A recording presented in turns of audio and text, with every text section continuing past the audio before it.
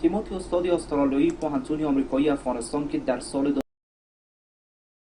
2016 در کابل دستگیر شد، امروز بار دیگر به کابل آمد. تیموتی که نام فعلی او جبرائیل عمر است، دین اسلام را پذیرفته است. میگوید که من 6 سال پیش به افغانستان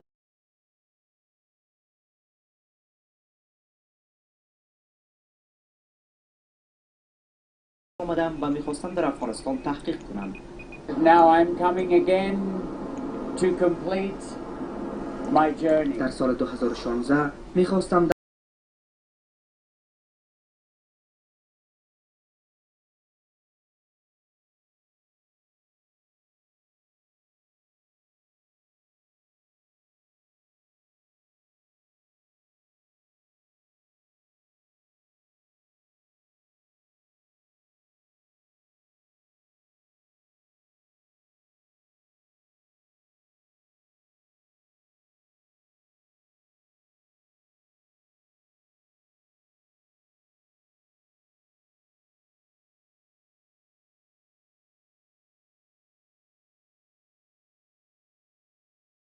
این موضوع دولت افغانستان یک کمیسیون را تحت نام تماس با شخصیت‌های افغان ایجاد کرده که از این طریق بسیاری از شخصیت‌های افغان به کشور بازگشتند. اما زمان روی کار آمدن امارت اسلامی اولین خارجی که در عرصه علمی در افغانستان کار میکرد به خواست خود به افغانستان آمده است.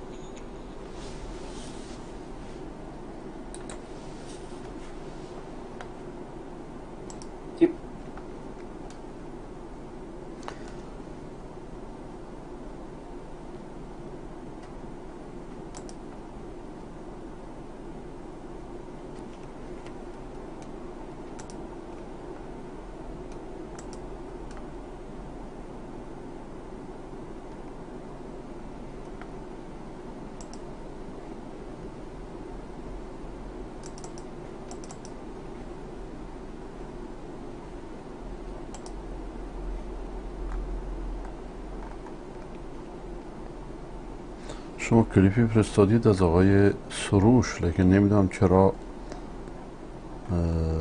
از راه فیسبوک فرستادید به این خاطر.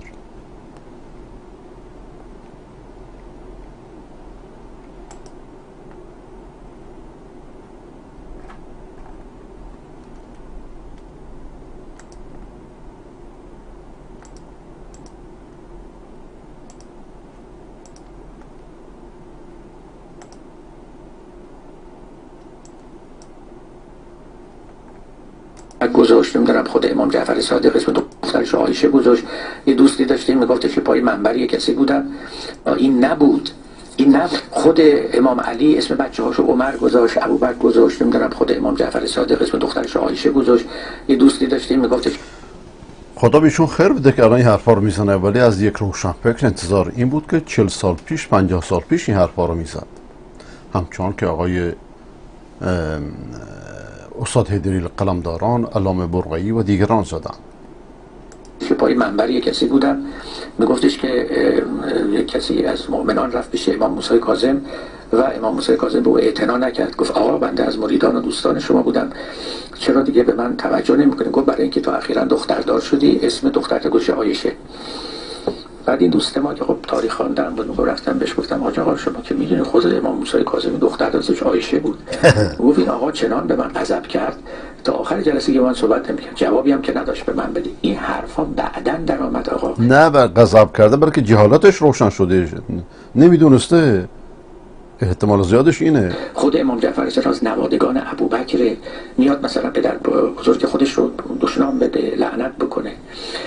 تشیع ابتدا این چنین بود که پدید آمد، یک خواستگاه نیکو معتدل و معقولی داشت.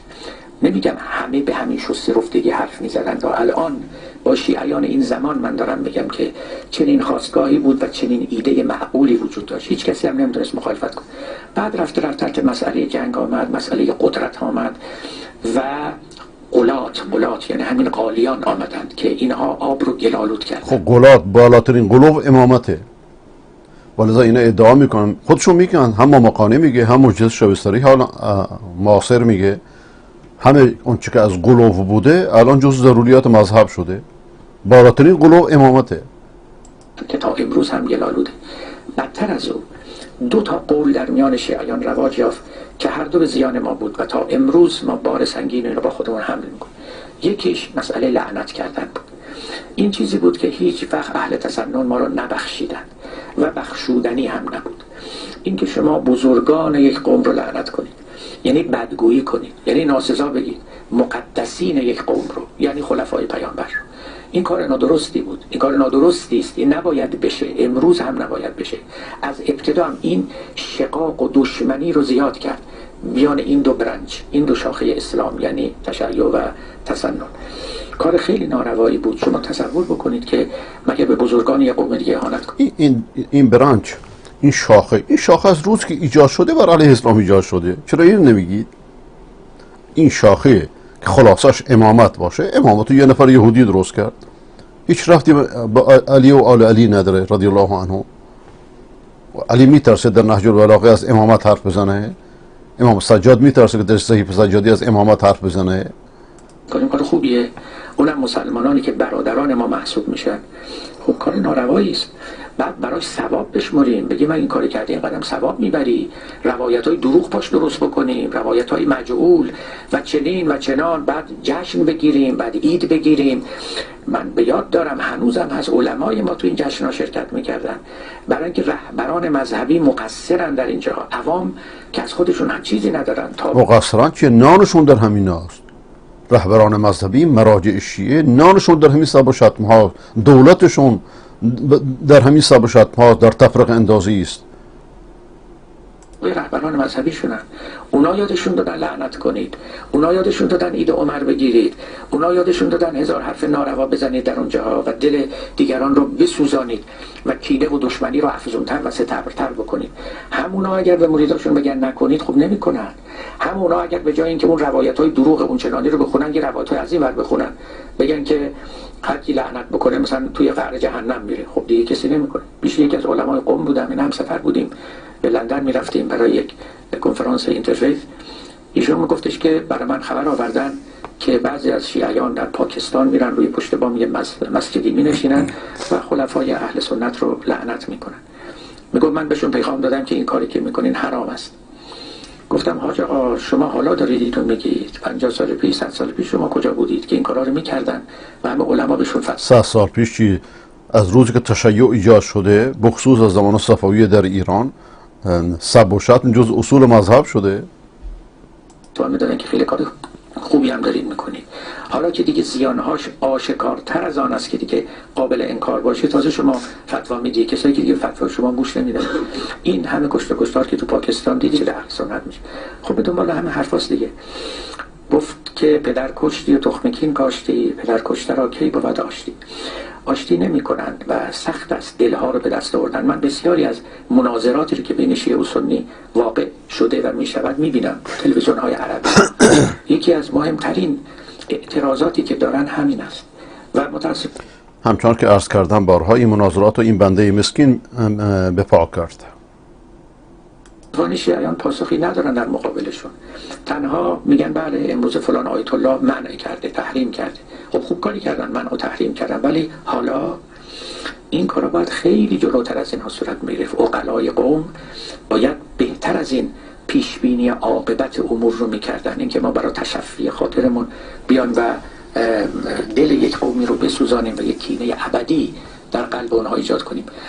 خطای دومی که شیعیان کردن که باز باید با خودمون بگیم این است که شیعیان روایات زیادی نقل کردن که هنوزم تو کتاب‌های علمای شیعه هست که قرآن تحریف شده و این قرآن موجود قرآن نیست که به پیامبر نازل شده. روایات خب حالا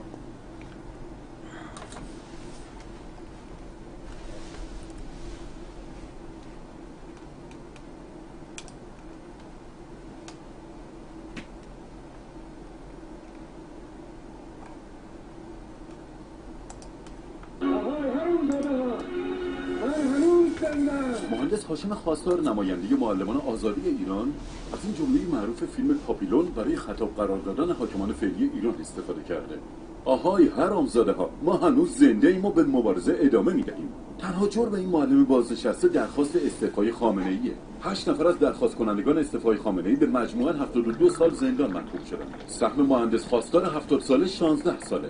به او از زمان بازداشتش در سال 98 تا الان حتی یک بار هم اجازه مرخصی ندادن. اما اینم سبب نشده این معلم زندانی دست از فعالیت مدنیش برداره.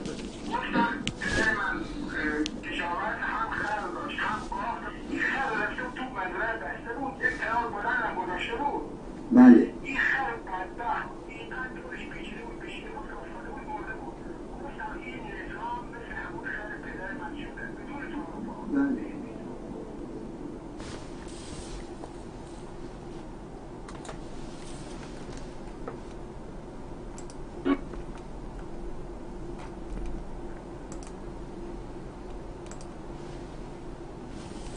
اسمي إبراهيم عمر حسن عقد من أبناء قرية أبو زهر.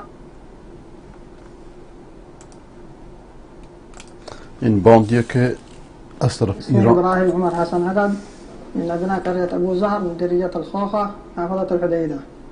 تم استقطابي عبر یه باندیه که اسلحه از ایران می برده به یمن. 10 دقیقه این کلیپ 10 دقیقه البته به زبان عربی.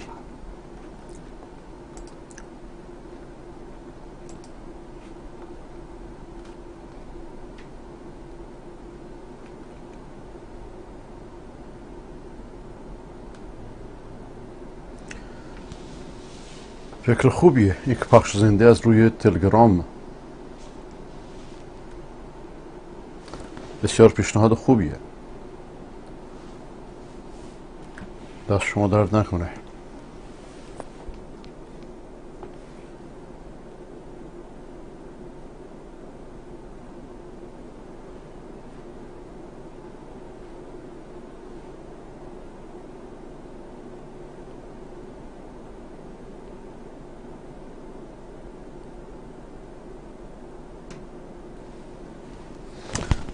از اون تلگرام پس بخش زنده داره ها؟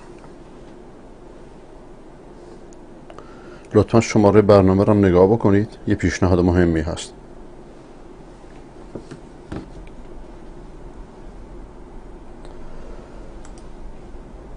آیه هدایت شده هیئتی تکذیب ولایت فقیه تکذیب اسلام و ائمه است. این یه دروغه، یک افترایه. ولایت فقیه بدعته، همچون که خود امامت بزرگترین بدعته. و اگر اصلی در اسلام می داشت، کتاب اسلام که قرآن باشه در ازش یادی کرده بود، همچون که راجب وضو حرف زده، راجب حیض و نفاس حرف زده، راجب احکام اکثر احکام اسلام و همه عقاید حرف زده. این معناش تکذیب ائمه است، تکذیب اسلام است و شما من حیث لایه این ادعایی است که بدون دلیله. آقای خمینی از این ادعاها زیاد داره. آدم باسوادی نیست، آدم با حماسه‌ای هست لیکن آدم باسوادی نیست و لذا هیچ موقع شما نمی‌بینید که ایشون با دلیل حرف بزنه. ادعا رو مطرح میکنه میره جلو. انتظارش از مردم اینه که مردم قبول کنن. چطور این حرف را میزنید؟ بیایید دنبال ملت که همه با هم به جمهوری اسلامی. آقا دنبال ملت چطور؟ شما دارید از ولایت فقیه حرف میزنید. این مغلطه ها چیه؟ بگیم ملت بیاین دنبال ولایت فقیه. این کارش کلاهگذاریه، سر مردم کلاه گذاشتنه. رای دادند و در مقابل اونها یک عده بسیار معدود، 1 از 100، 1.5 از 100، با اینکه همه قوای خودشون را جمع کردند رای خلاف دادند. رای خلاف دادن برای که شما کلک زدی بهشون، به ملت کلک زدی، اسم چیزی به نام جمهوری اسلامی آوردید، معلوم است که چه مصیبتی درش هست. از این جمهوری اسلامی که درست کردی یک جهنمی اومد بیرون که روی شاه سفید کرد. شما تبعیت بکنید از اکثریت قریب به اتفاق ملت تبعیت بکنید، از اسلام تبعیت بکنید. عجیب. از قرآن. شما که میگی اکثریت حجت نیست، اکثریت چطور اینجا بهش نیاز پیدا کردی آودی حجتش قرار میدید؟ شما انتخابات 1400 سال پیش رو دارید سب و شتم میکنید، چطور به همین انتخابات آمدید روی آوردید؟ تناقض های تشیع حد و مرز نداره. تبعیت بکنید از پیغمبر اسلام. پیغمبر اسلام از این جمهوری شیطانی، از این بدعت ها، از این شرک ها، از این کلک بازی ها، از این دزدی ها مبرا و بیزار است. مخالفت نکنید اینقدر.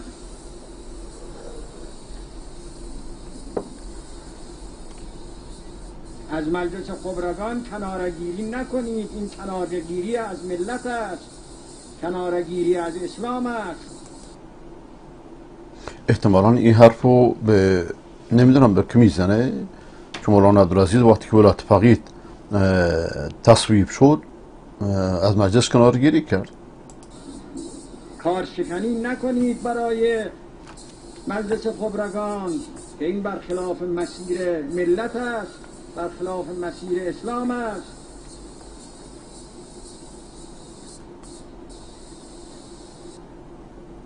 خودتون را پیش ملت مفتضح نکنید. شما باید و همین ملت الان شما پیشش مفتضح شدید. همین ملت الان اگه بهش اجازه بدن قبر تو آتش میزنند. ازتون کار صحیح انجام بگیرد. وقتی ملت شما را برخلاف مسیر خود دانست طرد می کند. خیلی ملی شده، وقتی مردم نیاز داره خیلی ملی شده. آگاهانه عمل کنید، آگاهانه قول حرف بزنید، آگاهانه رأی بدهید، بدون توجه، آگاهانه به ولایت فقیه رأی بدهید، بدون ادراک، بدون فهم رأی ندهید. بله.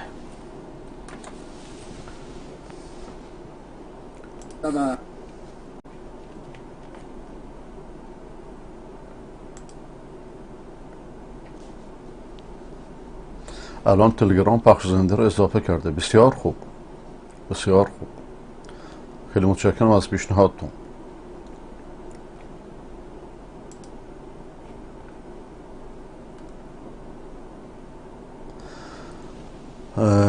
چرا در تلگرام و اینستاگرام پخش زنده نمیذارید؟ انشالله که میذاریم. از دوستان تقاضا میکنم که بذارن.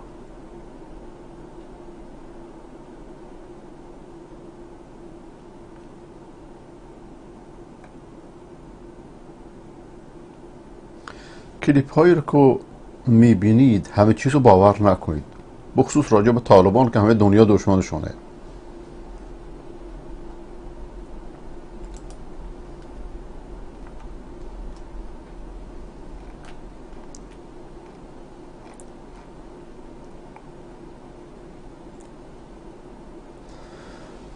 سلام، شما مثل پدر من هستید، خواهش میکنم سلامت باشید. من سوالی داشتم. من یک جوان 20 ساله هستم و به فیلم های غیر اسلامی اعتیاد دارم و خودم را ارضا میکنم. بعد از این کار پشیمان میشم و استغفار میکنم. بعضی وقتها چون شهوت به من فشار میآورد که دوست دارم بمیرم تا اینکه از حدود الله بگذرم. من از شما خواهش میکنم یک راه به من نشون بدهید. راهش ازدواجه. راهش ازدواجه. هیچ چیزی جای ازدواج رو نمیگیره. اگر شما فیلم نگاه نمی کردید و استمناء برای جوان اقلیتی از فقها جایز می دونن، تنها استمناء رو، نه با فیلم نگاه کردن. توجه میکنید؟ و لیکن راه درستش ازدواجه. خداوند ازدواج شما و همه مجردان را میسر بفرماید. و این آثاری که شما گفتید، هر گناهی این آثار رو داره. آدم هر وقت که مرتکب گناه میشه وجدانش، نفس لوامش سرزنشش میکنه. لیکن استغفار بهترین راهه. هیچ گناهی مانع نشه که شما استغفار نکنید یا اینکه از عبادات‌های روزمره دست بردارید، بلکه بیشتر عبادت کنید، بیشتر توبه کنید.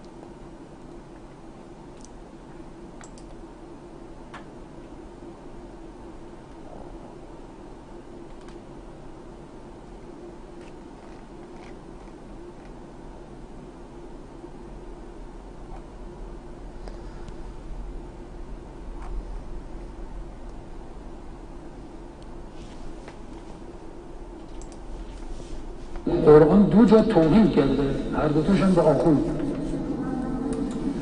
هم سگ هم الاغ، هر دوش فقط به آخوندهای فاسد گفته و کسی دیگه خدا اینجوری شمشیر از اون نداشته. تعبیر سگ هار و یکی هم الاغی که بارش کتابه، خداوند دو جا این ادب ظاهری رو گذاشته کنار، دیگه فوشا رو کشیده. هر دوش راجع به روحانیون فاسد. تنها مذهبی که روحانیت داره تشیع و مذاهب متفرع از اونه. در اسلام ما چیزی به نام روحانیت نداریم. ادیانه که یا اهل دنیا هم یا در خدمت اهل دنیا هست و میگن آخرت به خودشون اصالت دنیا هست. چه دنیا پرستی بالاتر از خمس گرفتن و مردم مقلد خود کردن.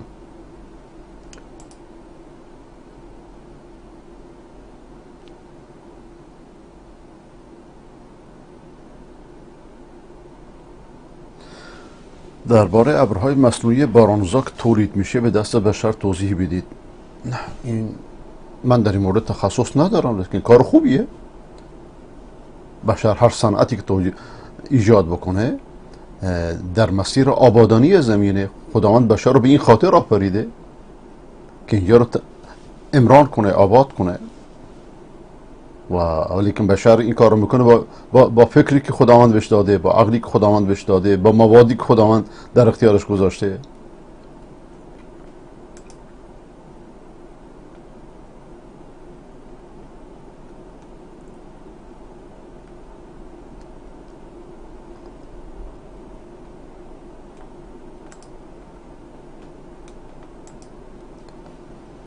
آقای عمر ترکمن: نمونه خاص از عزاداری محرم، از جاهلیت محرم، از بدعت‌های محرم که ماه حرام اهل بدعت و ضلالت و امامت به ماه جاهلیت و بدعت مبدلش کردند.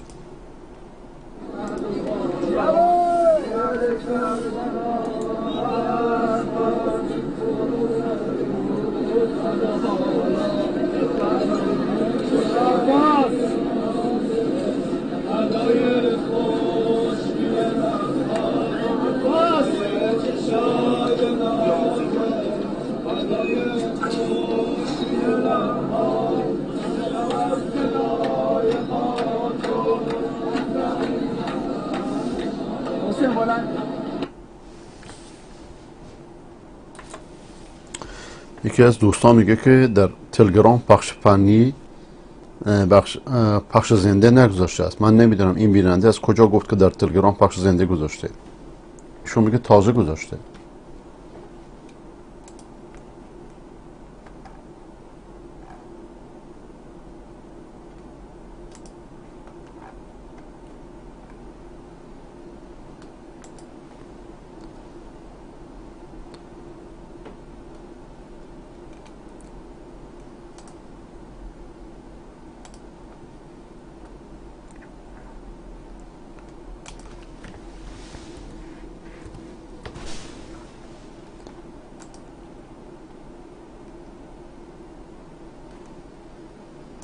لینکش هم براتون میفرستم که با شماره برنامه البته.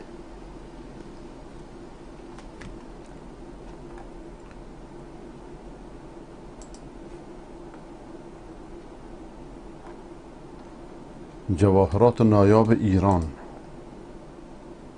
بلا شك دخلها الإسلام وكانت مركز الحضارة، بل هي قلب الدول الآسيوية كما يقال، وكان ماضيها مشرقا. لاحظ العلماء خرجوا منها، جل العلماء خرجوا منها، والفقهاء وأهل السنة أهل الحديث والشعراء والنجباء والحكماء. من يصدق أن موطن الإمام مسلم والبخاري أصح كتابي بعد كتاب الله كان صاحبيه من إيران.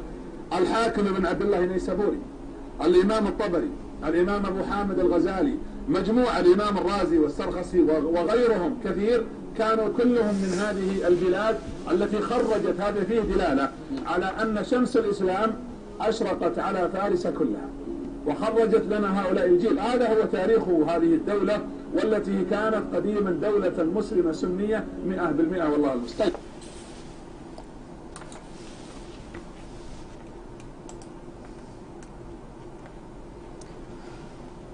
بنده این مثال میزنم همیشه وقتی که ایران در تفکر توحیدی اهل سنت بود، موضع امامت علمی جهان اسلام به عهده داشت.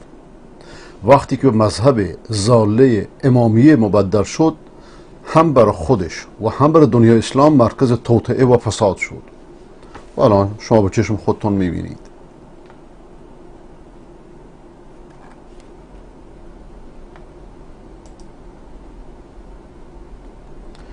این مال ما نیست، مال برادرانی فکر کنم نه اون بجا خودش، لیکن مقصود که ایشون میخواد بگه که در تلگرام پخش زنده هست.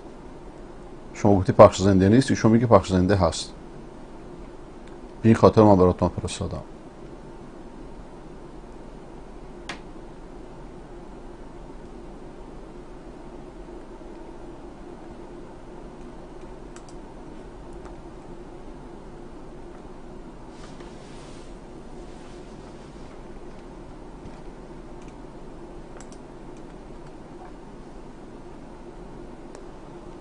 آقای منوچهر حقجو، شما یک کلیپ های فرستادی توضیح ندادید چه هست؟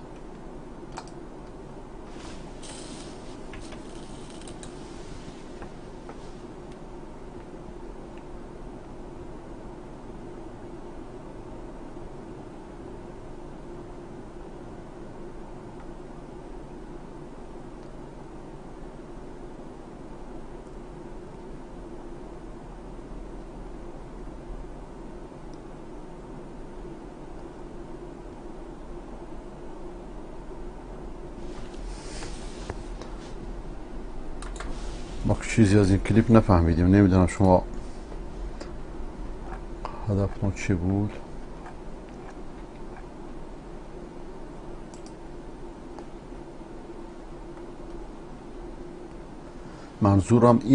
منظورم پخش زنده را میشود داخل تلگرام اجرا کرد، چون تلگرام این قابلیت را اضافه کرده است. ایشون اصرار داره. ما هم هدف اون همینه که آیا مثل یوتیوب میشه در تلگرام پخش زنده را اضافه کرد؟ یعنی میشه برنامه پخش زنده داشت یا نه؟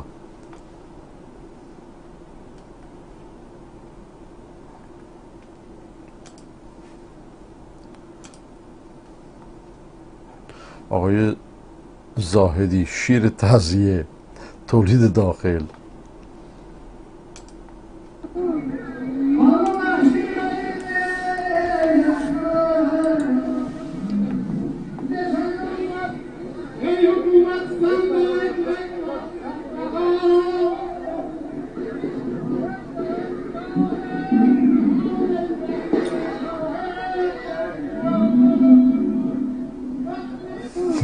شیر تهزیه با این لاتایلات مردم رو مشغول کردن، خودشون مشغول دوزیاند، سرمایه هاشون تو خارج کشور، مردم به این چیزا مشغول کردن.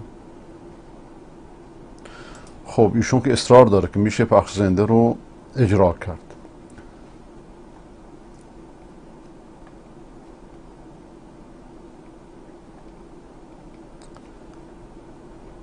انشاءالله که از فردا پخش زنده به وسیله خود شما اجرا بشه. خب دوستان، همه شما رو به خدای بزرگ میسپارم. شب روزتون. قبل از اینکه خداحافظی کنم بذارین این کلیپ ها رو بذارم. روزانه صیغه در ایران.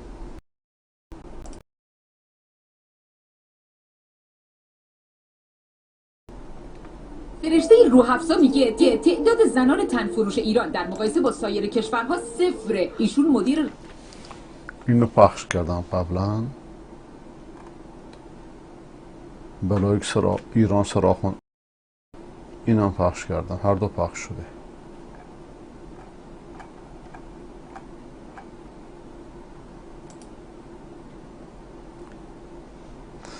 ایشون میگه که پخش زنده مثل یوتیوب میشه، یوتیوب یک آدرس میده. بسیار خوب.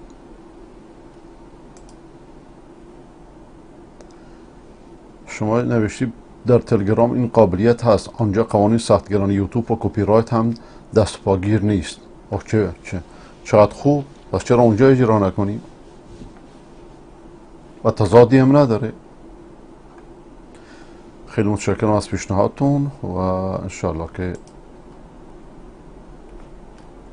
از فردا در تلگرام پخش زنده هم شروع بشه. خب دوستان، همه شما رو به خدای بزرگ میسپارم. شب روزتون بخیر هر جا که هستید. السلام علیکم و رحمت الله و برکاته.